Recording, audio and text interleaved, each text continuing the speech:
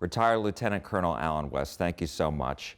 Why are you running for governor, and why should Republicans in the primary select you over Governor Abbott and Don Huffine?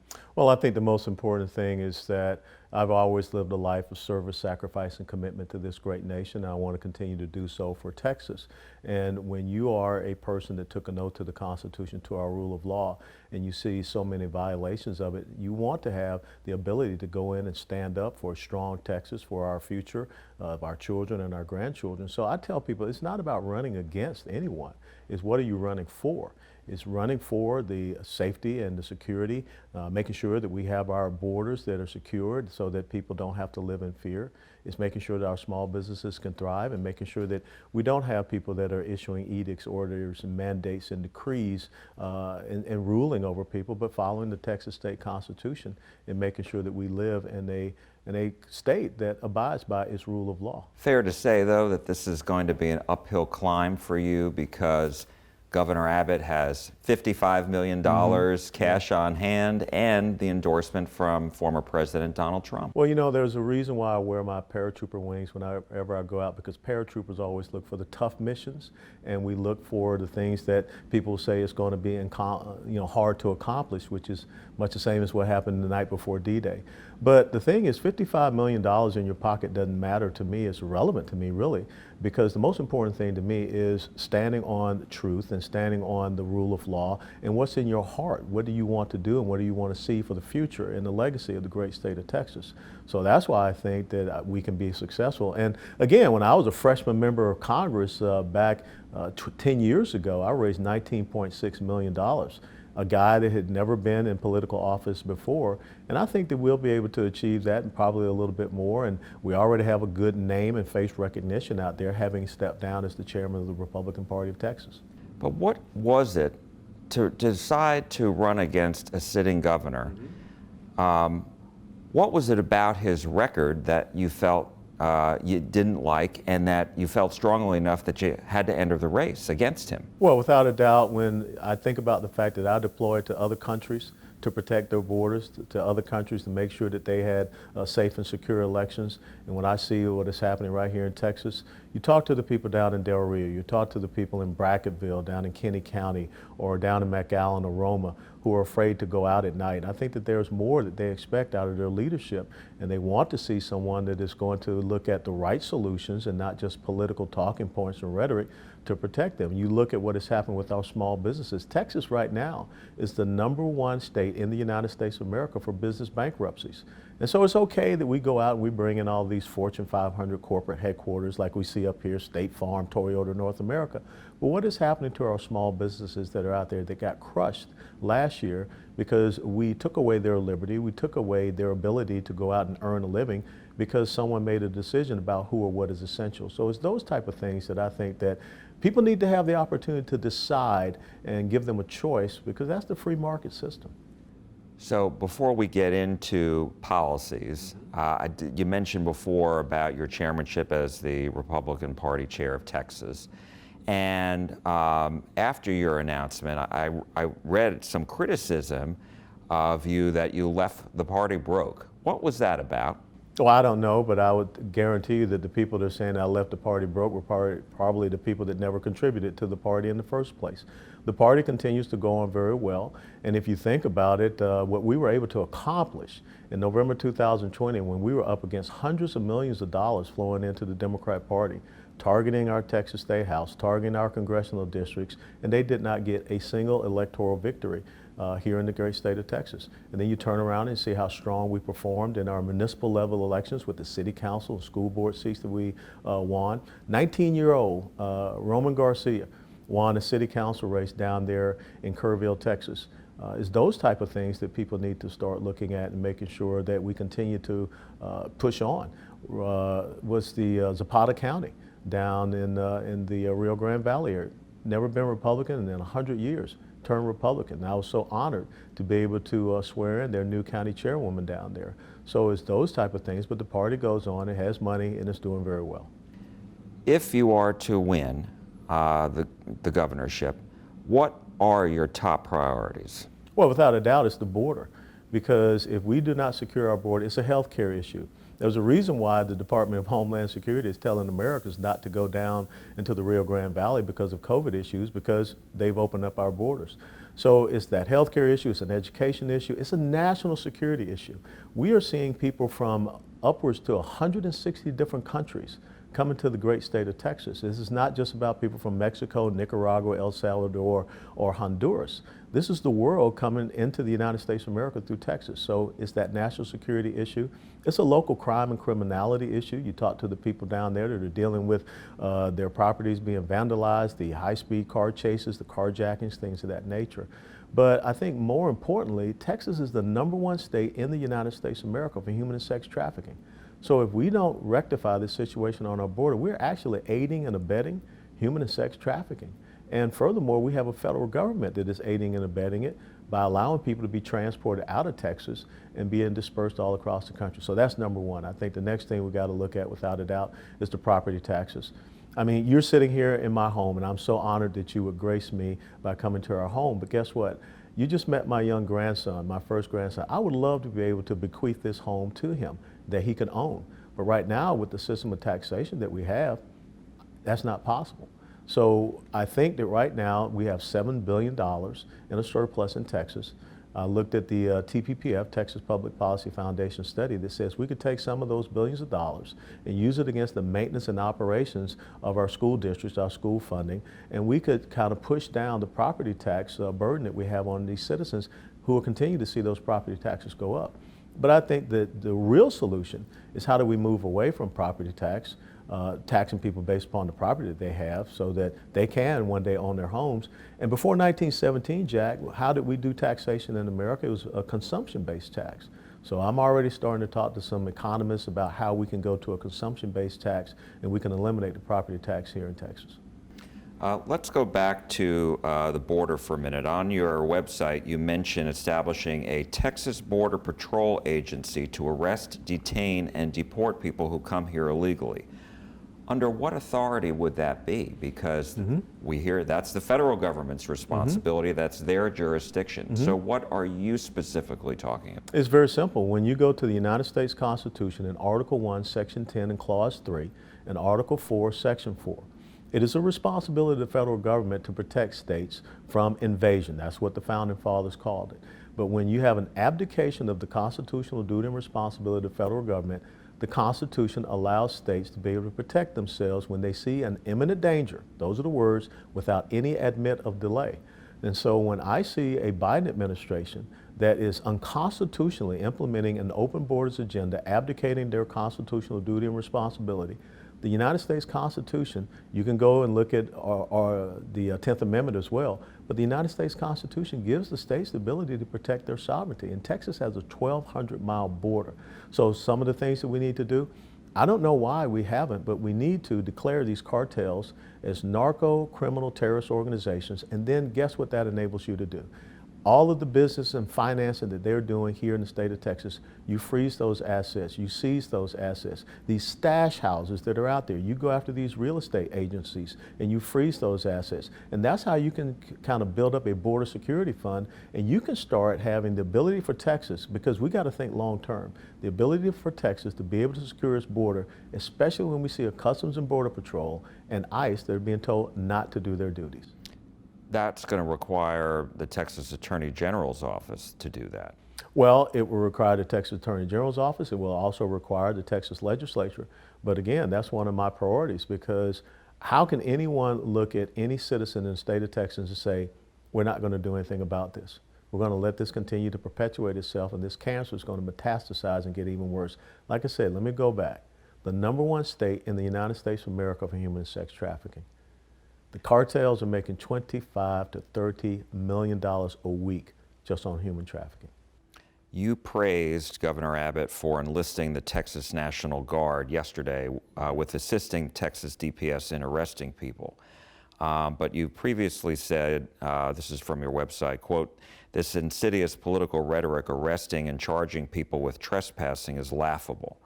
Is that contradictory, or? No, it's not contradictory. I want to praise the governor for finally realizing that he should get the Texas National Guard more involved, more engaged. But again, in that statement that I said, I hope that they have the appropriate and the lawful rules of engagement. Because if you just put them down there as window dressing, much the same as we see our Department of Public Safety, they're only on the highways. They're not off of the beaten path. And so you're ceding over ground and territory. So if we have a full mobilization of our National Guard, which is what I would do, and getting them down on the border to deter this infiltration, to block these infiltration routes and interdict people, that's what you need to have happen. Because when I'm down there in Roma, Texas, standing on the Rio Grande River at 2 o'clock in the morning, and I see 80 illegal immigrants being ferried across the Rio Grande River by human smugglers, and National Guardsmen are standing there and they're doing nothing. They're just aiding them. They're just counting heads, and they transport them to a Border Patrol bus that takes them wherever. I just hope that if we're going to deploy them, they have the right rules of engagement, and they go down there and they're actively engaged in guarding and securing our border. You say you want to end in-state tuition. For illegal immigrants. Yes. Yes. And do you think that there is enough support in the legislature for that? If not, I don't understand why we have people that saying they're legislators for Texas citizens, legal, law-abiding citizens. And that comes back to the thing that we have to stop with the magnets that attract people to come here into the United States of America, come here into Texas illegally. So if people know that they're going to get all of these different benefits at the expense of Texas taxpayers who are screaming about their property taxes, then who are we really serving? Let's talk a little bit more about your property tax off-ramp, as you say on your website. And I'm wondering, again, going back to the legislature, do you think there is the will in the legislature to not only reduce the property tax impact, but to eventually eliminate it and go with a consumption tax? Well, when you look at the platform and the planks of the Republican Party of Texas, and we have Republicans in the majority in the Texas State House, 83 to 67, and in the Senate, 18 to 13, this is what Republicans are asking for. So either you are being a representative of the people that have elected you to go be in these positions. They want to see property taxes relieved. They want to see property tax reform, which means I think that they want to see a different type of taxation system. I don't think anybody in the state of Texas wants a tax system that's based upon Karl Marx planks in the Communist Manifesto. It's a progressive tax system, and then Karl Marx also talked about the elimination of private property rights. So you basically have that happening in the state of Texas, where we're supposed to be about individual rights, freedoms, and liberties. COVID-19, we are seeing a resurgence in cases, primarily among the mostly unvaccinated. You have said, others have said, no more mask mandates, no more vaccine mandates. How can we as Americans get past COVID if people aren't getting vaccinated? Well, the thing we can't get past in our country or in Texas if we take away the thing that is most essential, which is liberty. And Benjamin Franklin once said that those who would surrender essential liberty for temporary security will in the end deserve neither liberty nor security. And so the thing is, I don't see us going down the path of mandating things to people. Let people get good information and make the best possible decision for themselves. I think that's the most important thing that we can do moving forward, because at some point in time, we're going to learn how to contend with and deal with and defeat this virus. But we don't want to see Americans and Texans lose their liberty. That's the most essential thing. You've said that you didn't get the vaccine. Why did you make the decision that was best for you not to get the vaccine? Well, first and foremost, I love the line from the left that says, my body, my choice. But the thing that I make as far as a choice for myself is to live a healthy lifestyle and do what is necessary to prevent myself from having some of those comorbidities or being susceptible to a lot of the viruses that are already out there, and like the COVID-19. And so I've been out, I've been seeing people, but I take the precautions of washing my hands, I take the precautions of taking vitamins and things of this nature. But 6 days out of the week, Jack, I get up at 5:30 in the morning. I put in anywhere from 3 up to 5.5, maybe 6 miles running and doing my exercises, jumping in the pool back there when it's not freezing, and knocking out some laps, because my health is my responsibility. But I am more than happy to provide people the best information so that they can make the right decisions. But if instead of mandating, vaccines and things of this nature, I'm not going to even go out there and mandate people to what they should eat or the fact that they should get up like me and run. Hopefully they would make that choice themselves. And that's the most important thing. And I think also it's a little bit personal in the West family household because my daughters, both of them work in the health services field. One is a physician assistant, the other is a caregiver in a senior living facility, and they had to take the COVID vaccines. Well, my oldest daughter on Palm Sunday collapsed in church, and she ended up having Bell's palsy for about 7 or 8 days because of the Pfizer, the second shot that she had gotten. And then our youngest daughter, after her first shot, she broke out with a very, very bad case of swelling and hives. And so this is something really personal. Now, if you're going to mandate people to take a vaccine, then you also need to be responsible, accountable, and liable for whatever happens to them, like what we saw happen to our daughters. Would a West administration encourage Texans to get a vaccine? Not mandate, but encourage. I would encourage you to do what you think is best for yourself or for your family members, but I'm not going to mandate anything. But the most important thing that I can do is provide people the best information to make the best possible decision for themselves. Elections integrity. You have come out in support of the elections integrity bills making their way through the Texas legislature. And you've heard Democrats call this Jim Crow 2. It's very interesting they call it Jim Crow 2.0 because Jim Crow 1.0 was a Democrat initiative. So maybe they should learn a little bit from history. But what do you make of their criticisms? They continue to say that this will suppress the vote, particularly among black and brown community members. What do you say to that?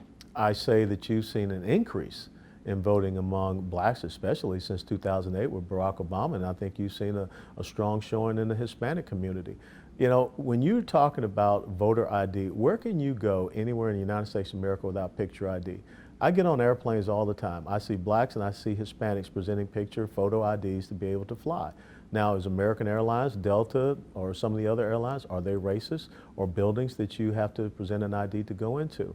But when you start to talk about the nationalizing of the of the election system here in the United States of America, which is not an enumerated power to the federal government, to say that we will not have photo ID anywhere in America, to say that we will now have voter registration roll review anywhere in America, to say that we're going to have these universal unsolicited mail-in ballots all across America.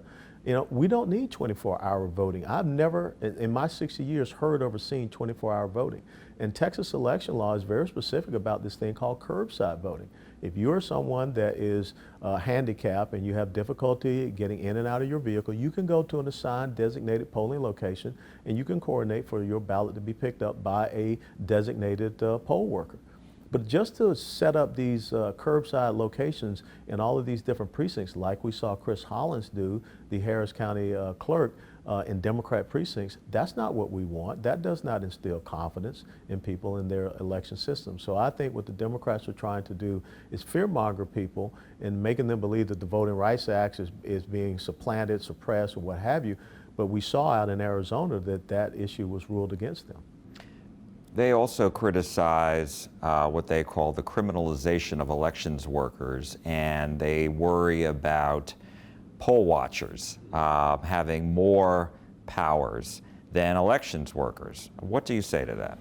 I say that the poll watchers have a designated duty and responsibility, and anyone that is infringing upon that designated duty and responsibility is violating and breaking the law. My polling location is just right over here, South Garland, at the library on Broadway Boulevard, and we had an incident there where one of the Democrat supervisors physically accosted a person that just happened to be a Republican. But nothing happened to that person. I mean, even though the Dallas County sheriffs were called to that incident. We cannot have that. We cannot have that type of intimidation going on in our polling locations. This is something that we, members of the military have fought for.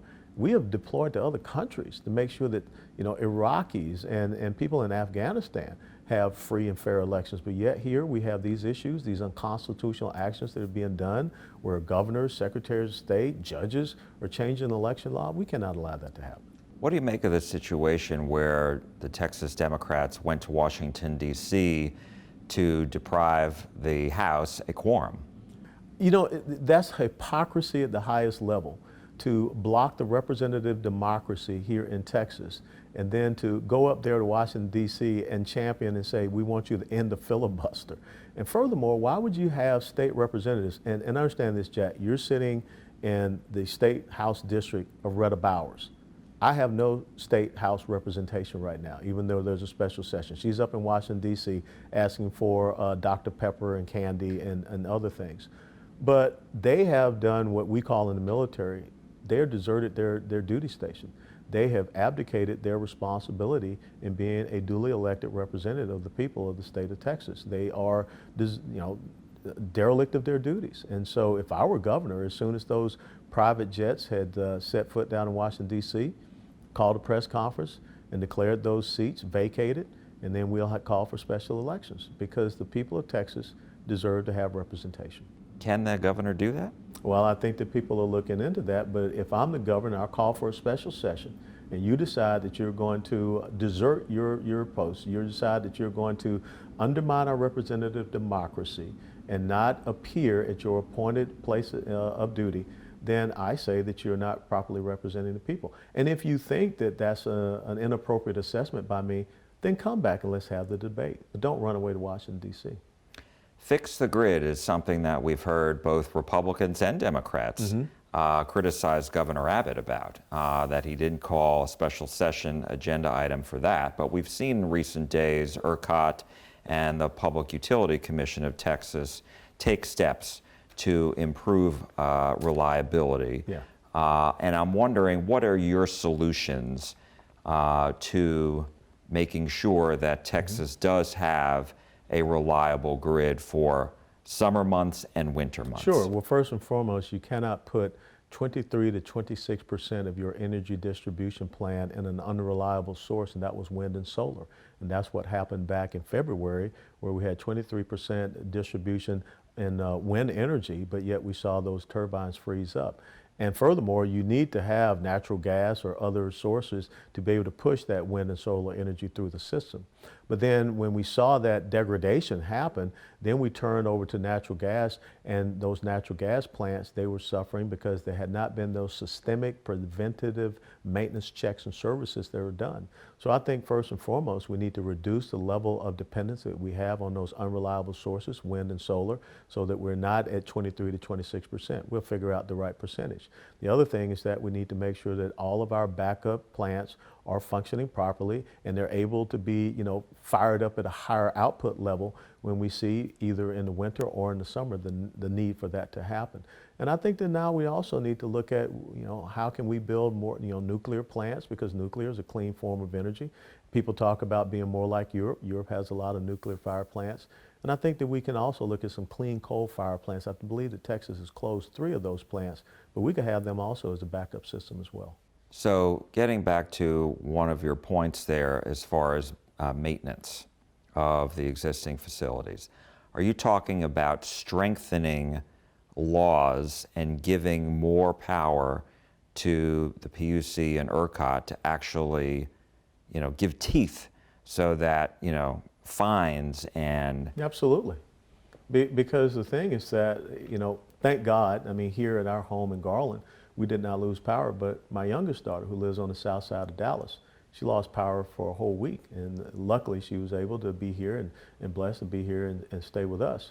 But we don't want to see a repeat of what happened. We don't want to see Texans, going in and burning charcoal grills in their homes, and some of them dying from asphyxiation, or people trying to burn furniture inside their houses.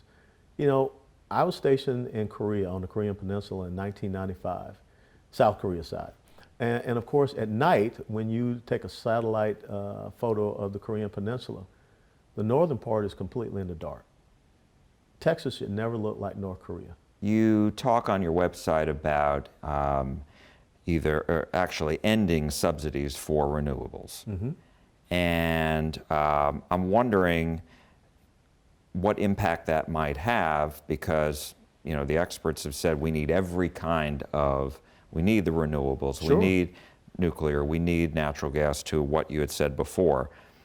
So I'm wondering what the impact would be if you did that. And then also, when it comes to coal-fired and nuclear plants, are you talking about having state incentives to build those, or actual state funding for the creation of an expansion in coal and nuclear?